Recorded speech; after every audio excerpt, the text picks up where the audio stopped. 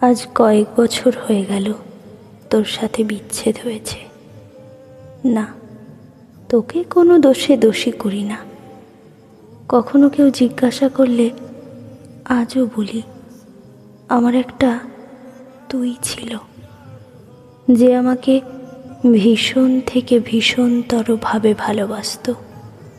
তবে আমার অন্তরটাকে বোঝার চেষ্টা করেনি কখনো।